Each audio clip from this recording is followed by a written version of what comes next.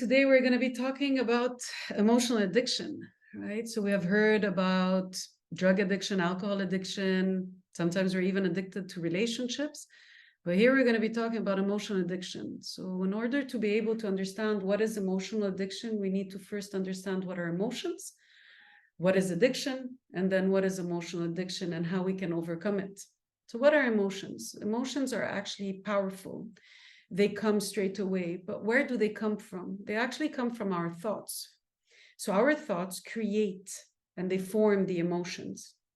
They're crucial to our survival, right? Because when we get an emotion, let's say, for example, fear or feeling anxious or stress, it's actually our emotions are telling us, be careful, there's something in the environment that we need to pay attention to. So it is crucial for our survival, and our brain needs the emotion to be able to know that there's a danger somewhere, or there's something that it needs to pay attention to.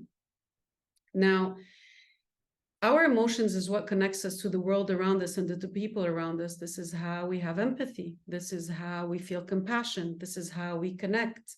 And we need to feel connected because this is how we build the oxytocin in our body, which is the hormone of love.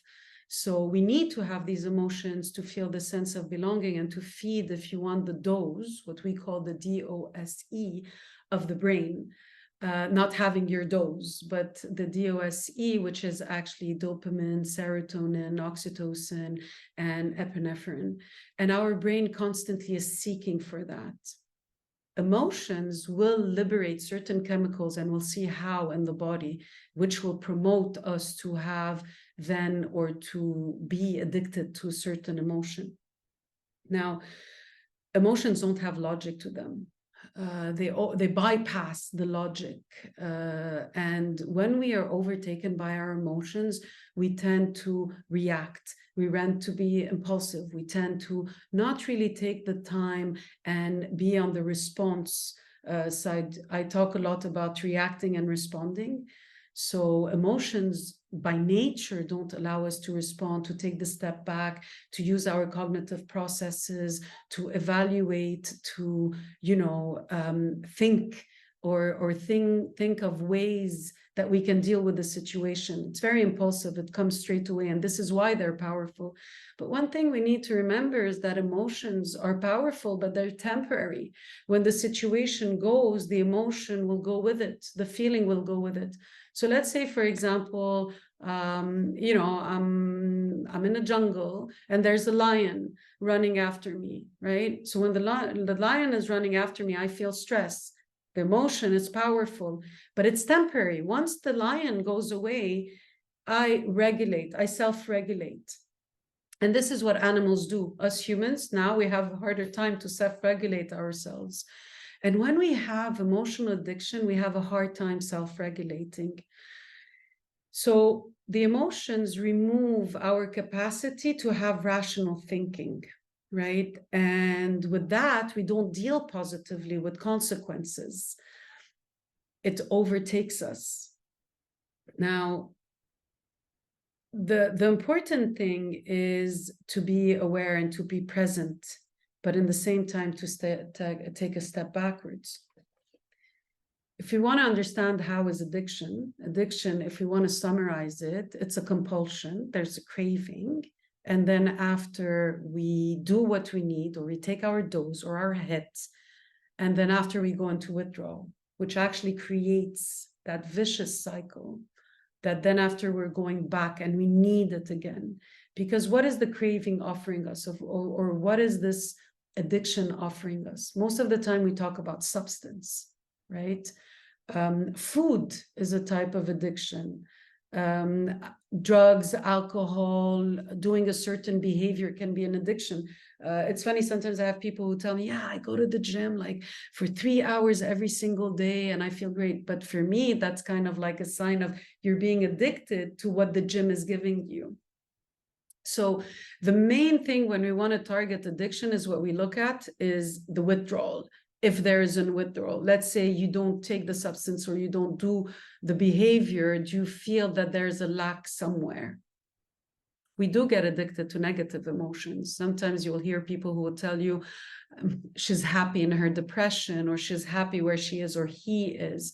They're not happy. They're addicted to what that emotion is giving them. The brain is what I usually say the most fascinating organ in our body, but in the same time, it's such a simple organ. When we have a certain emotion, right, it's going to create a chemical in the body. Our brain will create neural pathways, right? We have neuroplasticity. So it will create a reaction in the body. It goes as a reward, and then we become addicted to this reward. It's not just with emotions, it's with any behavior, addictive behavior that we do. This is how we respond to addiction. We create neural pathways that amplifies the relationship and creates like this highway. So the more intense the neural pathways, the more intense the connection, the more intense we will be craving for that emotion. There's an obsession, we obsess about it, it becomes a compulsion, we crave it, we go through the withdrawal. It's a vicious cycle going on and on and on and on and doesn't stop. Sometimes we're not aware that we have that addiction. And what do? We actually create that reality. Subconsciously, we go and seek for a situation, or we create a situation so this emotion can happen, so we can get it. Now, addiction usually is inside the brain and inside the body, as I explained how the brain reacts. So it's inside the brain, it's inside the body. And usually when we're addicted is because we want to relieve ourselves from something. Human beings have a tendency. We run away from pain and we run towards pleasure. If the relief is the pleasure, then we are going to run towards it. And then we will use the, let's call it dose, right? We will use that to get the pleasure and to run away from the pain. Now, pain can be stress, can be anxiety, can be sadness, can be any emotion, loneliness, anything that we feel, anything that is hurtful to us. We'll run away from it and we will try to go towards pleasure. Now, how can sometimes someone be addicted then to sadness if they're trying to run away from sadness? This is where the body gets used to an emotion. And when it's getting used to the emotion, it becomes a habit. It's an emotional habit. So how are habits built? Habits take time, but it's the repetition. It's doing it repeatedly, It becomes like a second nature. You keep on repeating that behavior. It becomes like a second nature. You become comfortable. And this is how that emotion becomes pleasure. Okay? So we become hooked, right? We need the hit, we need the dose. And this is where we recognize that we are addicted. Now, what happens most of the time is, even with emotions, we have something called emotional flooding. It's when there's a very strong feeling, it overwhelms us, and it leads us to avoidance and disregarding, right? Obvious consequences, adaptive learning. It's when it clouds our judgment. Emotions will come in. Now, again, if I want to explain it biologically, and the reason why I'm turning is to show you how the brain works, right? We have a direct connection between the gut and the brain, and we have a connection between our nervous system. So what actually happens is that when emotions come, because they're powerful and because they're temporary, our body reacts to it in the way that we have the fight and flight, right? So it's automatic response. And what goes on is that the blood flow comes up and reaches our reptilian brain and the emotional siege. It doesn't come in front to the prefrontal cortex, where the thinking process happens, where the cognitive process happens. So again, the blood reaches from behind and comes here and stays blocked here. Now, this is how we don't have a clear vision, if you want, and our decision becomes, clouded, impaired. We don't see the situation as it is. We're overwhelmed, and it clouds our judgment. It's because the blood flow didn't come forward. One little trick, and I did explain it in the previous slide, when it comes to anxiety, just take a deep breath. When you take a deep breath, you're actually telling your mind, I'm taking a deep breath, I'm okay. So the brain is like, okay, you're not in danger. If you're taking a deep breath, you're not in danger, and it will allow the prefrontal cortex to come forward. So we need to learn to work with our emotions, not against them, but don't let them overtake us, overwhelm us, and have all these emotional flooding coming in. Like most addiction and all addiction, emotional addiction is internal. And we become hooked to feeling in a certain way, and to responding in a certain way to a situation. It's not just about the feeling, it's sometimes how we respond to it. So let me just give you a little example over here. If I am used to, and if my addiction is anger, I am going to use anger in moments of uncertainty. I am going to behave aggressively because this anger is soothing me. Because this is what I know. This is what I got used to be able to deal with situations. And what happens is, like, it's kind of a double-edged sword. I am feeling helpless. I am being controlled in a way by this emotion and this feeling. And yet this feeling is what is helping me. And that's why it's so difficult. It's very difficult to be able to recognize if you have an emotional addiction because we're so close to it. It's not like if it's a substance or a behavior that you can perceive. It's inside of us. It takes a lot of self-reflection. And I will be giving you tips on how to recognize it, where does it come from, and how you can change it. Now, for an emotion to become an addiction, it has to become a habit. The more I reinforce the habit, the more it becomes second nature, as I said earlier, the more the brain chemicals are going into our reward system. So we are perceiving this emotion as a reward. We become rewarded. I know that a lot of people have difficulties wrapping their heads around it. How can I be addicted to, let's say, anxiety? Because there is a reward. Because it is giving you something, because this is a coping mechanism that you have put in place, maladaptive, but that you have put in place, and that might have helped you many, many times. And this is how you reinforce that habit. That is how you're reinforcing the behavior. So what are we looking for? We're looking for the chemical fix, right? Because the brain secretes these chemicals that comes and lighten up the reward system. We're looking for the chemical fix. In this case, the chemical fix is from the emotion. This is where we're getting our chemical fix. So we keep on going and seeking that emotion. And if you have saw the previous slides again, you will know that, and I speak about it a lot, the thoughts, they create an emotion. But what happens with your thoughts, it creates a belief. And that belief becomes your reality. If you're capable of visualizing, of feeling, of projecting something, then this is how you will create your reality. So then you kind of go seeking for it, right? So if, let's say, one of my emotions that I'm addicted to is isolation, I will try to look for places where I feel isolated, because this is the emotion that I am addicted to. And whenever something is going to happen that is not kind of feeding this emotion, I'm going to run away from it. So let me just give you a bit of a context when it comes to relationships. If one of my core beliefs and one of the emotions I'm addicted to is non-lovability, if that's a word, or, I'm not worthy of love, I go into a relationship and I'm addicted to the feeling of not feeling loved, then what I'm going to actually do is I'm going to sabotage the relationship. I'm going to create drama because I am addicted to drama, because drama actually gives me a validation. So let's say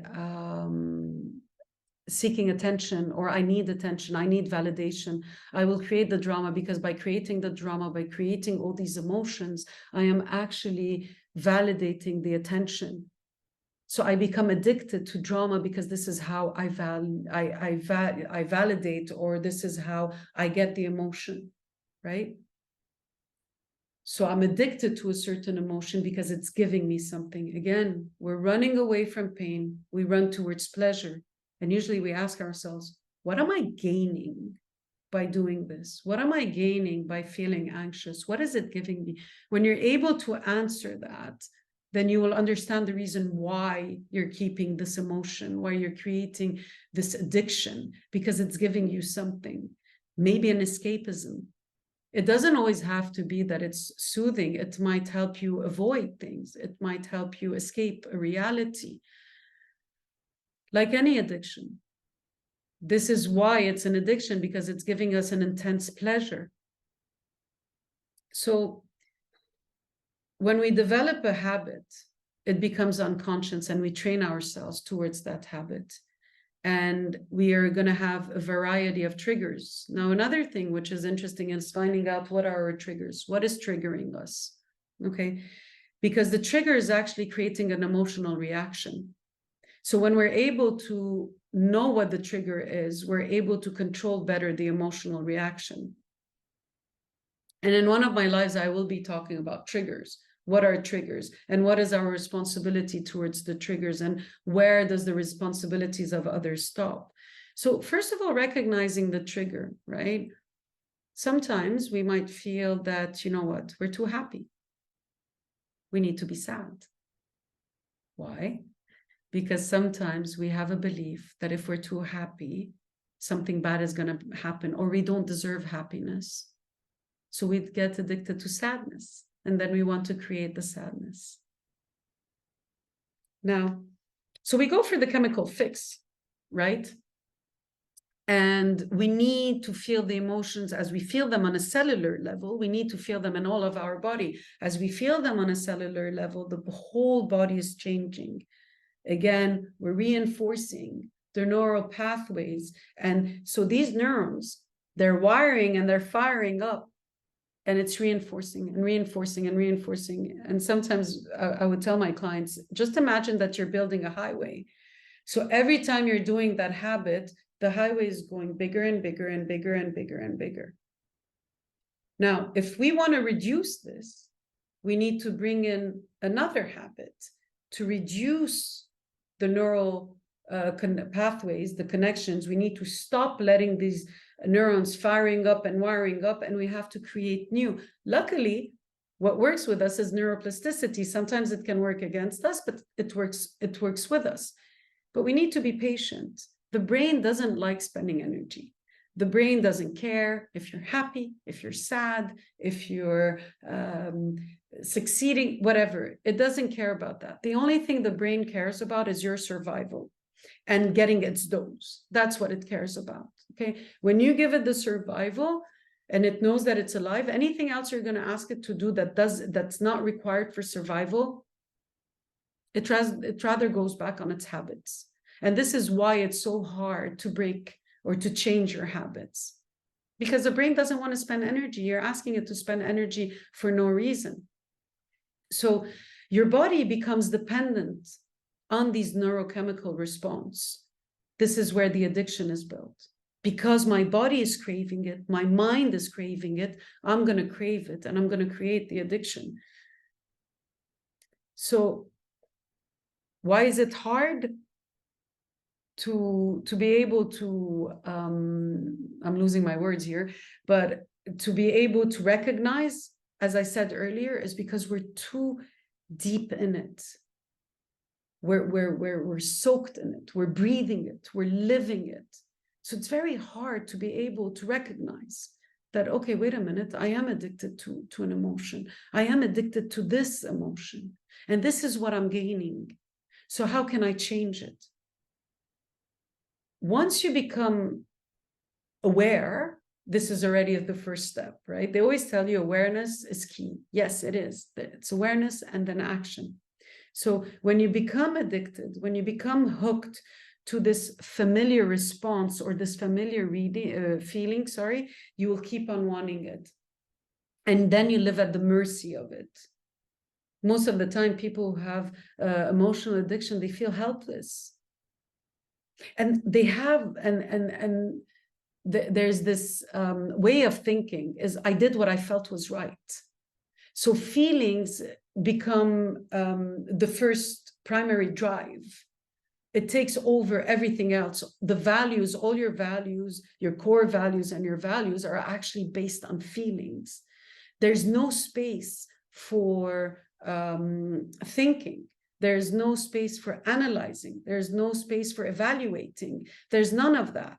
Now, it is true, sometimes they tell you follow your gut feeling, but you need to be careful that it's your instinct compared to that emotion, because a lot of times it can be confusing. So we rely on certain emotions and we rely on certain emotional experience to cope with situations. This is where we see that an emotional addiction sometimes can come from childhood. It can come from trauma. Because we got so used to this emotion during childhood and it happened and it kept this imprint, then we create it, we have it. So here we need to look at the biopsychosocial model. And I know it's kind of complicated, but biologically, the body, how it reacts, the chemicals, the brain, how it releases it, psychologically, how it makes us feel, you know, the reward system, because that's the reward is what brings in a habit. And then socially, the environment around us. So if I look at childhood trauma or unresolved trauma, it creates an emotion. And that was our way of coping with the situation, which kind of like creates a sense of control, because I feel in control. It's something that is familiar. It's something that is habitual. Habitual makes us feel safe. Even if the habit is a bad habit, it still makes us feel safe because it's a habit. So we might feel at the mercy of those feelings. And then the default emotion comes up, and this is how we view the world around us. This is where we get our validation. This is where we get our self-esteem. This is where sometimes, you know, the sadness and anxiety and the feeling of joy, it all comes from that. We filter everything through that emotion, the default emotion, the emotion that we're addicted to. And that's how it tailors, or it creates, it crafts our view of the world. So, and all of that then becomes created subconsciously. We're not aware of it. A lot of times, subconsciously, we are going to create an environment, or we're going to create a situation because we need that emotion. Again, the belief, we want to make our belief real, so we will create it. So apart from its origin being maybe, you know, from unresolved childhood trauma, it comes as well from low self-esteem. When you higher your self-esteem, you're actually creating an immunity, an immune system for emotions. A way to do that when you higher your self-esteem is focus on the positive things that you can do. Now, the low self-esteem, when we have low self-esteem, what we tend to do is to seek validation from external factors, from someone, from a behavior, something that we do, you know, how it makes us feel. A lot of times people with narcissistic personality disorder, they seek validation constantly. And this is why they have that that oversized ego. It's because they're constantly seeking that validation, and the validation is external. When you have high self-esteem, the validation is internal. You're looking inwards to validate yourself. When we seek the external validation, the only thing it does, it boosts our self-esteem, but just for a short period of time. That's what it does, not more than that. And then it can become a coping mechanism, but it's a maladaptive coping mechanism. But though this emotion might have helped us a lot of times. So let's say, for example, disappointment. We can be addicted to disappointment. Now, how can disappointment, in this case, you're going to tell me, become a coping mechanism? Well, or a coping behavior? Well, if I prepare myself to be disappointed, let's say, right, then I'm protected. I'm managing my expectations. It becomes our way of coping, even though it's maladaptive, but still, it's helping us. Most of our maladaptive behavior helped us at a certain time. If I got so hurt that I started building walls and I go into, let's say, the isolation, right, and I'm building emotional isolation to protect myself, these walls are maladaptive. They're causing me sufferance, but these walls are protecting me in the same time, right? So then, if I become addicted to isolation because isolation is protecting me, it's very confusing, but yet it's very simple. So, and then it's what we're familiar with and what we're comfortable with. The brain loves familiarity. The brain loves comfort. No effort needed, feeling safe, feeling secure. So this is the origin of where emotional addiction comes from. Now, finally, how to free ourselves from it. I summarized it into 8 steps. Okay. And these are the ones that I think are the best when it comes to, in my opinion, somebody else can have a different opinion, but in my opinion, these 8 steps are the steps that will really help you to identify, to change, to overcome your emotion. If you have emotional addiction or you know someone, then you can actually help them get out of this addiction or this addictive behavior or feeling. The first one is becoming aware of your patterns.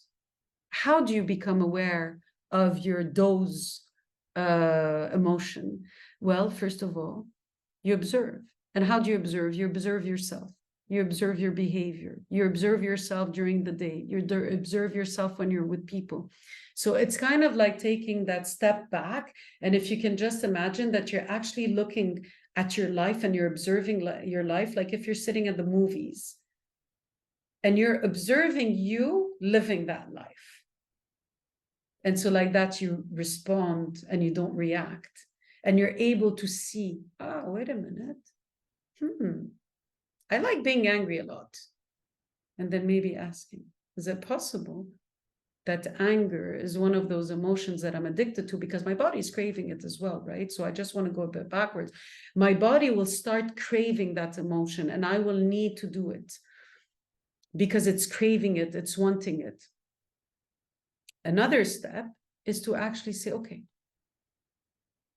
so my body is craving it. This is the emotion. And then I can maybe ask someone around me, but somebody who's trustworthy. Let them give me their input. Let them give me their input about my emotions and how am I, do I seem, sometimes you'll hear, yeah, it's an angry person. That person is an angry person, you know?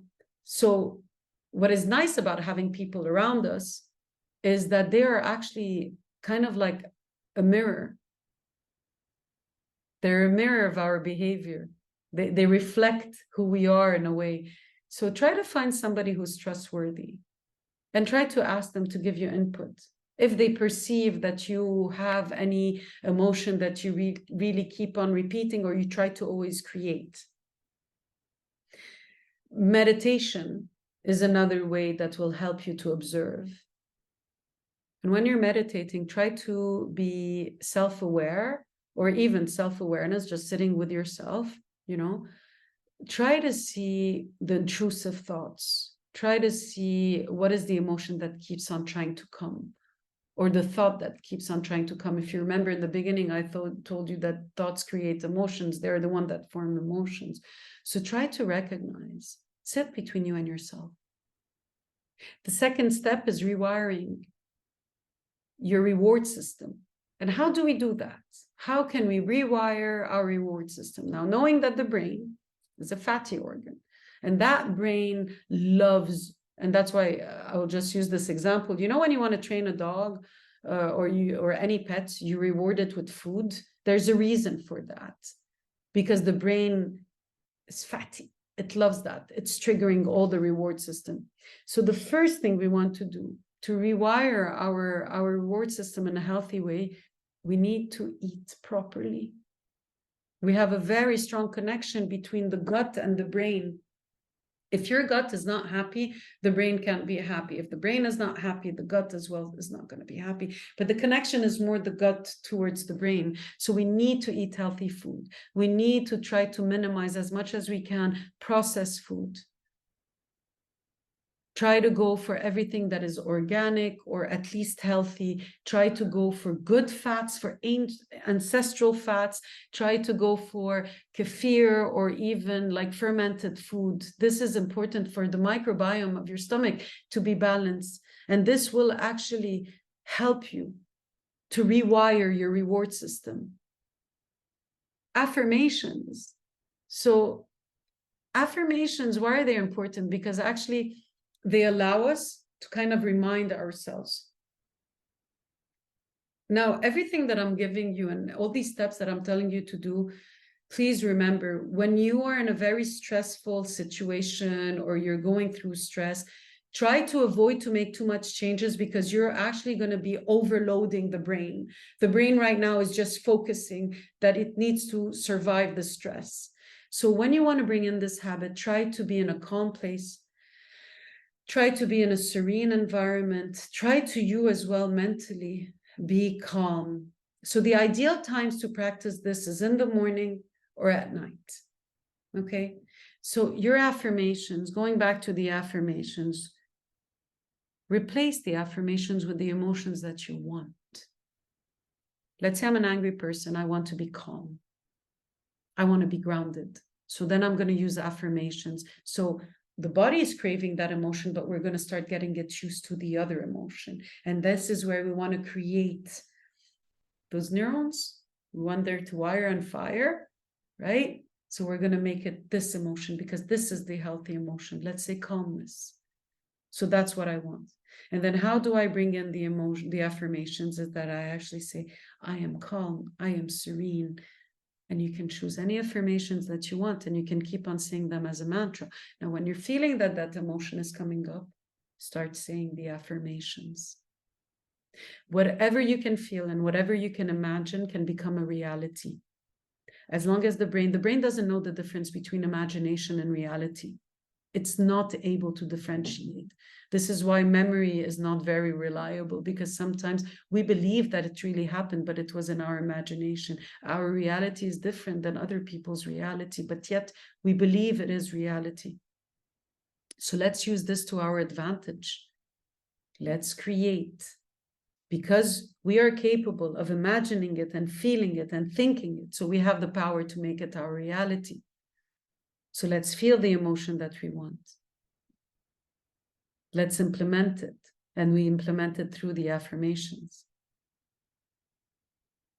Explore the underlying triggers. Now, sometimes this is difficult to do by our own selves, or it takes a lot of time and self-reflection. And this is where we would say more, maybe seek help from someone else, from a professional, or from someone else that is capable of allowing you to have that introspection and understanding where are the underlying triggers. Having and developing emotional awareness. It's as well working on your emotional intelligence, right? One of the domains of emotional intelligence and growing your emotional intelligence is self-awareness. So when you develop emotional awareness, you're developing self-awareness, you're developing self-regulation. This is how you're able to regulate. Now, so number 5 is expanding your emotional toolkit, creating a toolkit. Therapy helps you a lot to create it, especially cognitive behavioral therapy. And mindfulness, they give you tools to learn how to deal better with your emotions. And it will give you healthier coping mechanisms. Instead of them being maladaptive, they are adaptive. So having your toolkit, and usually what I tell my clients when they start sessions with me, I tell them, remember doctors in the past, they used to have like that bag, and they would put their stethoscopes and their thermometer and all the tools that they needed to use with their patients, where it's actually creating this bag for you, and you'll be able to use it whenever you need to use it. So it's expanding your emotional toolkit and bringing in healthy behaviors. Practicing self-compassion, this is very important, but before we go to that, resist the urge to overthink, to overdwell.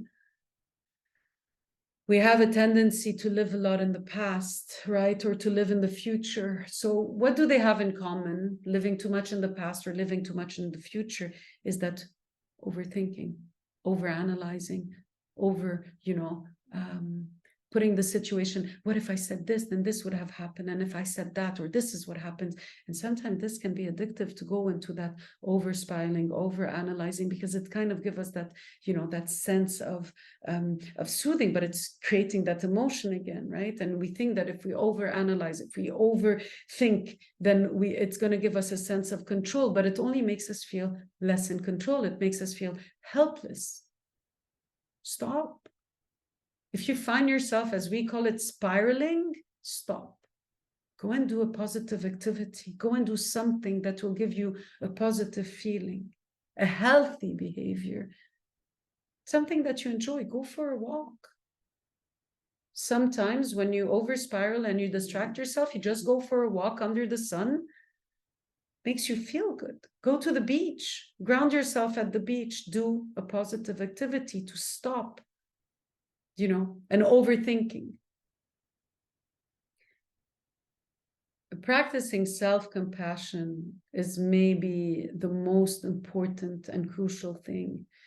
You need to know that emotional habits, like any habits, took decades and decades to build.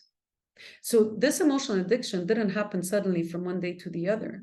It took years. And for you to be able to change this emotional habit, you need to give yourself time. You need to be compassionate towards yourself. You need to realize it will take time, but don't give up.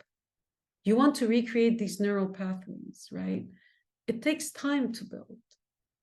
Sometimes some people come and tell me, okay, what's the solution? Now. And I tell them, wait a minute. It took you 20 years to build this habit. I'm not telling you it's going to take 20 years for you to unlearn the behavior, but just give yourself a bit of time. Be kind to yourself. Remind yourself of everything good that you have done. This is the self-esteem, right? Care for your self-esteem. Remember and remind yourself of the positive attributes that you have, that you enjoy about yourself. And this is how you have an emotional immune system. This is how you bring your emotional immune system up. Self-esteem.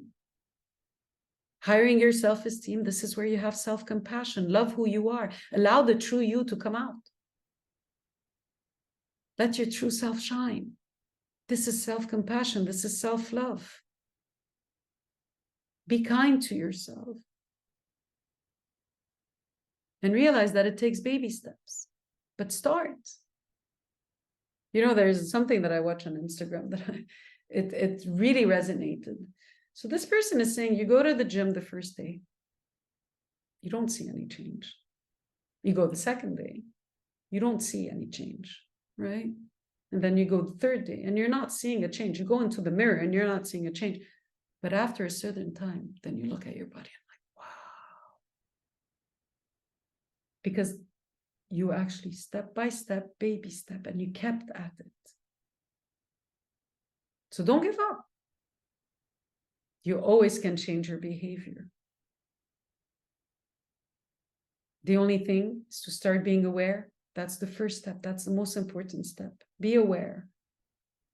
Rewire your reward system. Explore the underlying triggers, which will allow you and give you the awareness, right? And you'll be able to understand, okay, I'm being triggered here. Then what can I do not to be triggered, or how can I deal with the emotion? Expand your emotional toolkit. It's normal that we're going to resist, right? Don't give up. Practice self-compassion. Resist the urge of overthinking, overdoing it. Expect resistance, because the brain, anyways, doesn't like change. Again, doesn't care as long as it's alive. Your brain is going to want to work against you because it wants to bring what it's familiar with.